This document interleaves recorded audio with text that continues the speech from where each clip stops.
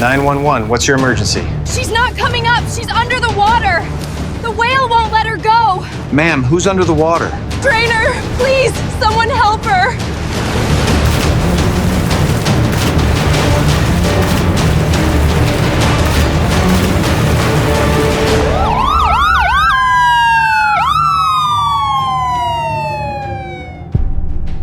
Those words tore through the dispatch line on a freezing February afternoon in 1991. Behind them, chaos erupted. Screams, gasps, the frantic pounding of feet across the platform. Families who came for laughter now clutched each other in terror, their eyes locked on a pool that had transformed into a battlefield. In that tank, 3 orcas sliced through the water like shadows. Tilikum, immense and deliberate, surged with brutal force.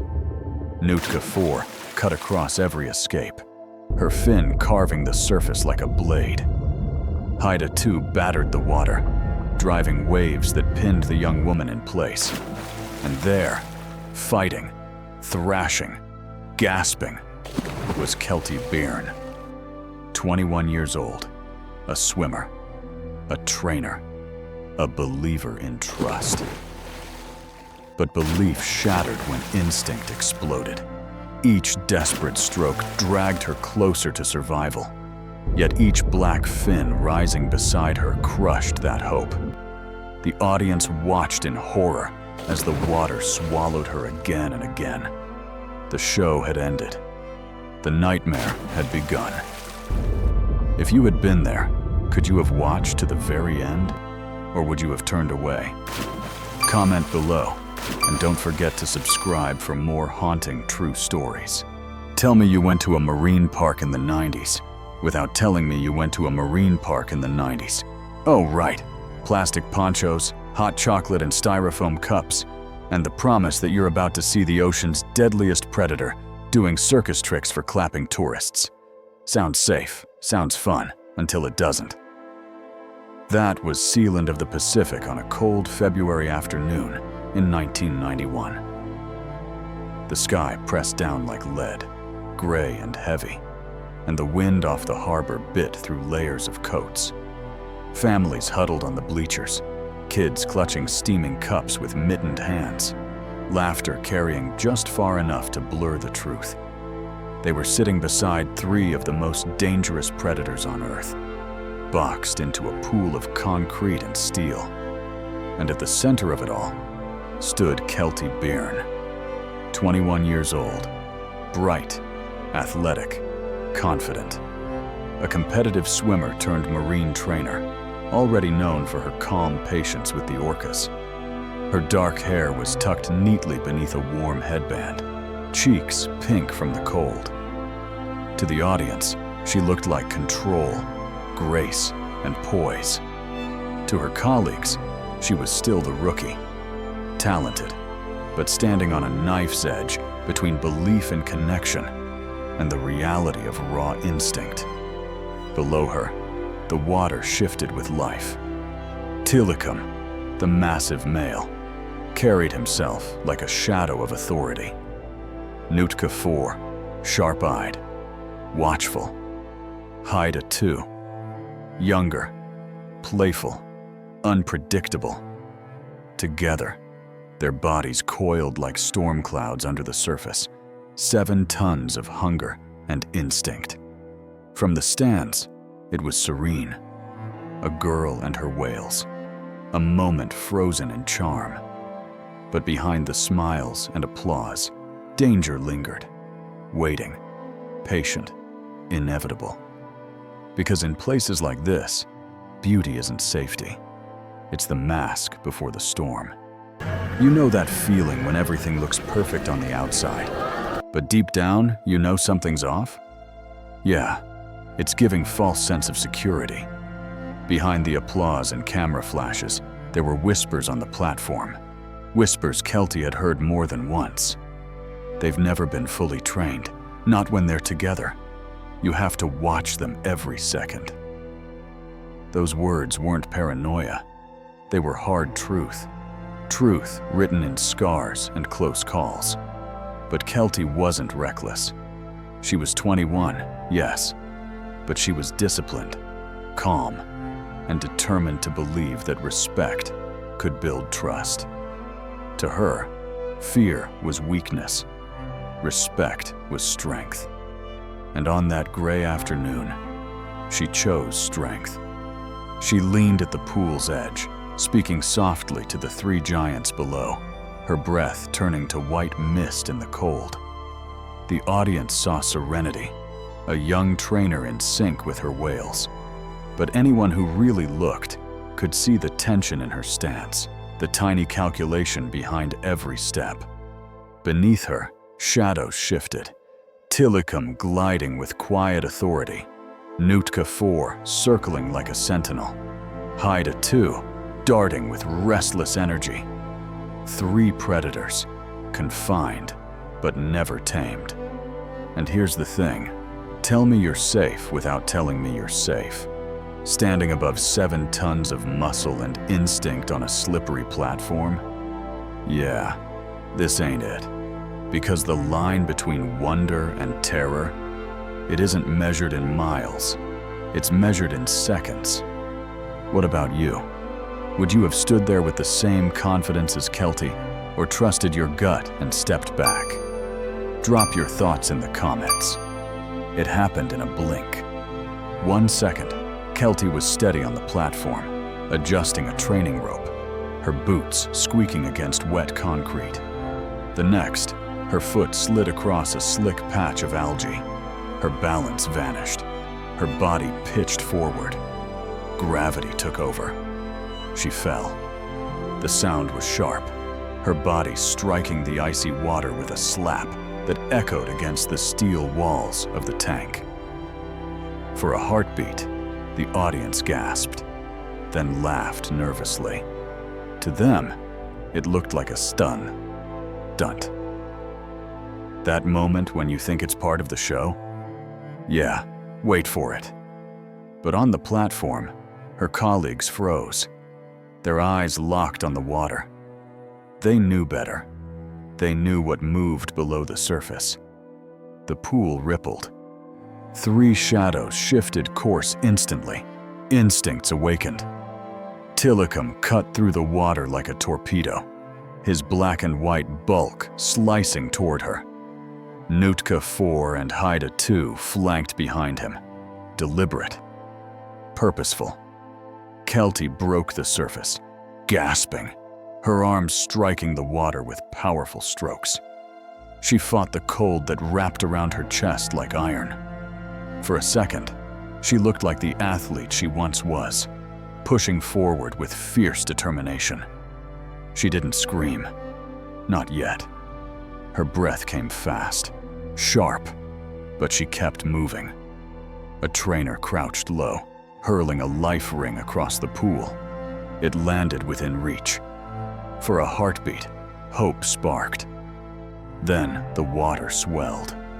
Tilikum's massive head emerged, his dark eye fixed on her. In one sudden lunge, his jaws snapped around her foot, not crushing, but holding. Testing. The audience shrieked, the illusion shattered. Children cried, parents clutched them tight. Keltie kicked violently, ripping free for a moment, her head breaking the surface again. This time she shouted, her voice cracking into panic. "Help me!" And just like that, the show was over. Wonder dissolved into horror. The pool was no longer a stage, it was a battlefield. The pool erupted, water churned, froth foamed, and the silence that had once carried laughter was shattered by screams. Keltie's arms cut through the surface as she fought to stay afloat, her body twisting, striking, clawing toward the life ring drifting just out of reach. Her breaths tore from her throat in ragged bursts, white clouds against the winter air. On the platform, trainers barked orders, their voices colliding in panic. A rope was flung, a pole thrust forward, hands stretched desperately over the water. Every second mattered. Every heartbeat was survival measured against instinct. But the orcas were faster. Tilikum surged beneath her, his immense bulk twisting upward in a violent swell. He slammed a wall of water across the platform, drenching rescuers, forcing them back. His jaws snapped again, this time clamping onto her leg, pulling her down with terrifying precision. The water swallowed her whole, dragging her into a dark spiral. Gasps turned to wails in the stands. Children clutched their parents. Phones and cameras shook wildly in trembling hands. Some people turned away. Others couldn't. They stared, frozen, at the nightmare unraveling below. Then she broke the surface again, her hair plastered to her face, her eyes wide with raw terror. She clawed at the water, reaching for the pole extended toward her. For one suspended second, hope flickered. Her fingertips brushed it. Almost. And then Nootka 4 intercepted. Her massive body rolled sideways, cutting across the rope, blocking Keltie's escape. Haida 2 darted in from the other side, pushing a swell that rocked her further from safety. The three killers moved with deliberate coordination. Not frenzy, not chaos, but control. They weren't just playing. They were dismantling her chances, one movement at a time. Keltie thrashed, her powerful swimmer's strokes hammering the water. She had been trained to trust discipline, to never panic. But instinct was stronger. Terror carved across her face as her voice cracked again. "Help me!" The sound ricocheted across the stadium like a gunshot. A trainer screamed her name, dropped to his knees, and jammed the rescue pole into the water, stretching until his arms shook. But a single sweep of Tilikum's tail sent a crashing wave over the edge, nearly knocking him off balance. The rope slipped from his grasp. The pool became a stage of violence. White spray exploded into the air, black dorsal fins slicing across the surface like blades. The crowd roared in panic, crying, shouting, praying. But beneath the chaos, Keltie was still fighting, her arms striking, her legs kicking, her lungs stealing whatever air the orcas hadn't yet claimed. For a fleeting moment, it looked as if she might break free, that she could claw her way back to the platform. Her strength, her training, her will, all of it burned in her final desperate strokes. But the truth was merciless. The predators were circling, closing, calculating, and no amount of courage could rewrite the ending that was rushing toward her. The pool boiled with violence. White spray burst skyward, black fins sliced the surface, and every heartbeat dragged heavier than the last. Keltie surfaced again, gasping, her arms thrashing wildly as she tried to push through the wall of water. Her lips parted, her voice cracked, but the sound that came out was less a scream and more a raw plea torn from the depths of panic. Her colleagues shouted her name, their voices ragged with urgency. A pole scraped the water, inches from her reach. A rope snaked across the surface, but each attempt was crushed by the unrelenting presence of the whales. Tilikum surged forward, his enormous head rising beside her.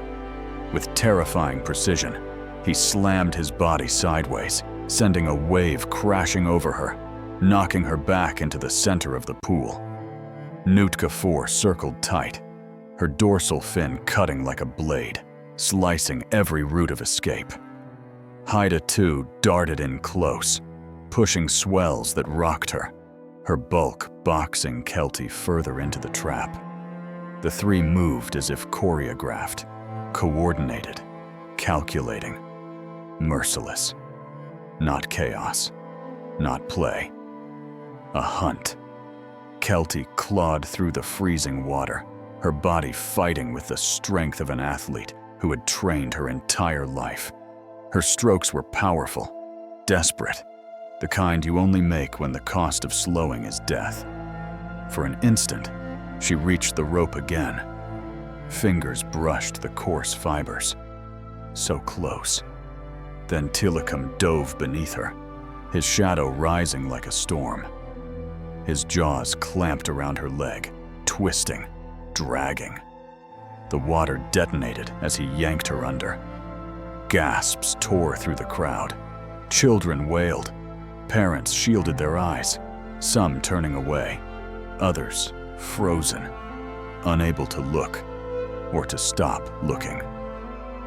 The sound of whistles cut through the stadium, shrill, useless against the roar of displaced water. Seconds stretched into eternity. Trainers leaned so far over the edge they nearly toppled in. Arms were reaching, shouting, begging.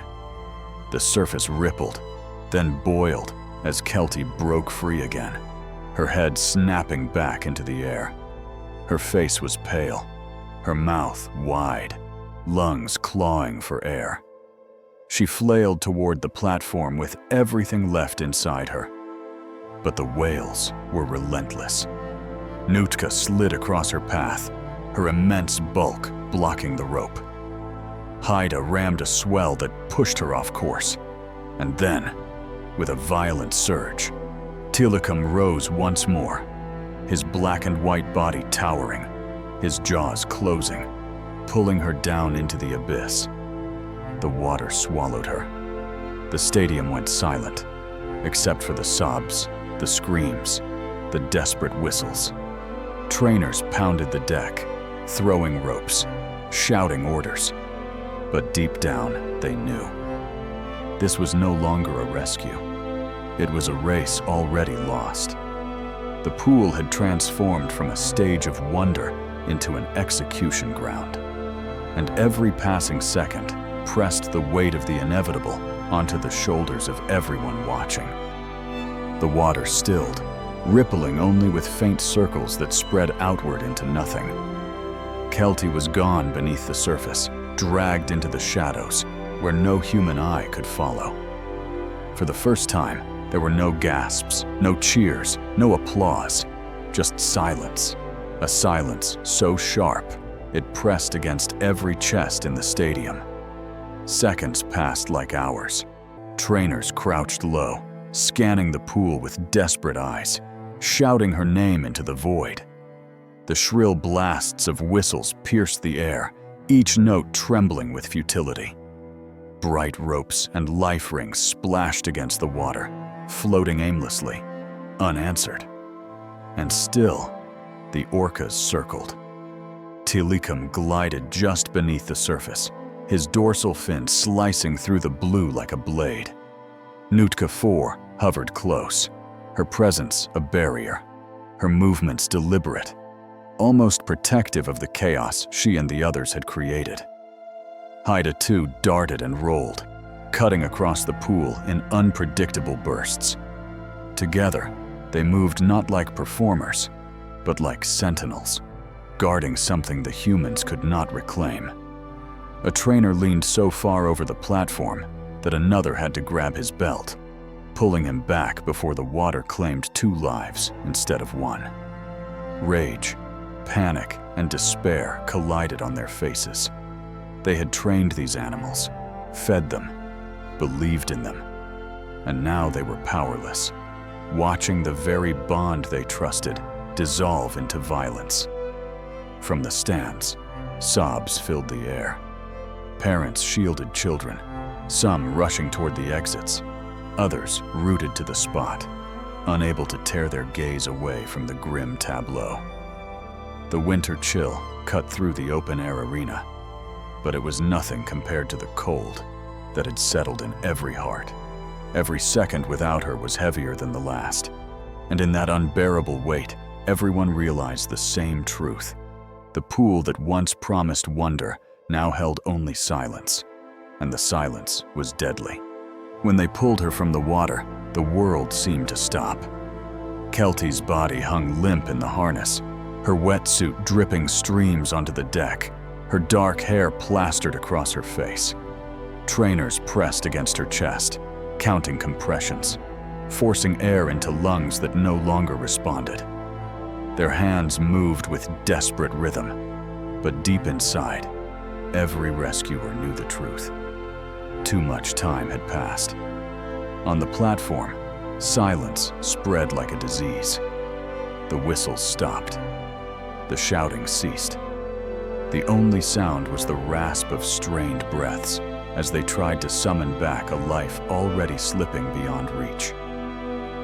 In the stands, parents clutched their children, shielding them from the sight. But it was too late. The image was carved into every witness. The young trainer, once radiant with confidence, now lifeless in the shadow of the creatures she believed in. News traveled faster than the waves beyond the harbor. By nightfall, Keltie Byrne's name was on every television screen across Canada. Headlines screamed Orca attack and freak accident. But for those who had been there, it wasn't a headline. It was a memory. Raw, suffocating, unforgettable. Sealand of the Pacific became a fortress of silence. Reporters camped outside its gates, cameras trained on the emptiness where laughter once echoed. School groups canceled their visits, families turned away. Within 18 months, the park shut down for good. Tilikum, Nootka, and Haida were shipped away to other tanks, their departure as quiet as the tragedy they left behind. For Keltie's family, none of it mattered. She was gone. A daughter, a sister, a friend. Her life reduced to headlines and debates about captivity. The loss was sharper than any news broadcast, heavier than any public outrage. And yet, her story refused to fade. It lingered as a scar, as a warning, as a reminder etched into history. The ocean's predators may perform, but they are never tamed. In the end, Keltie Byrne's story was never just about a single afternoon in 1991. It was about the illusion of control, how humans believed they could confine the ocean, tame its giants, and package their power for applause. For a while, the illusion held, but the silence that followed her final struggle shattered it forever. Her death forced the world to look into the mirror, to question whether beauty and danger can ever be separated, or whether captivity itself is a slow, inevitable ticking clock. Sealand closed its gates, but the shadow of that February afternoon still lingers, echoing in every debate, in every splash of a captive orca's tale. Keltie's name endures, not as a footnote, but as a warning. A reminder that the ocean's predators can be trained, but never truly tamed. What do you think? Should these powerful creatures remain behind glass, or should they return to the wild seas that shaped them? Share your thoughts below, and don't forget to subscribe for more haunting stories like this.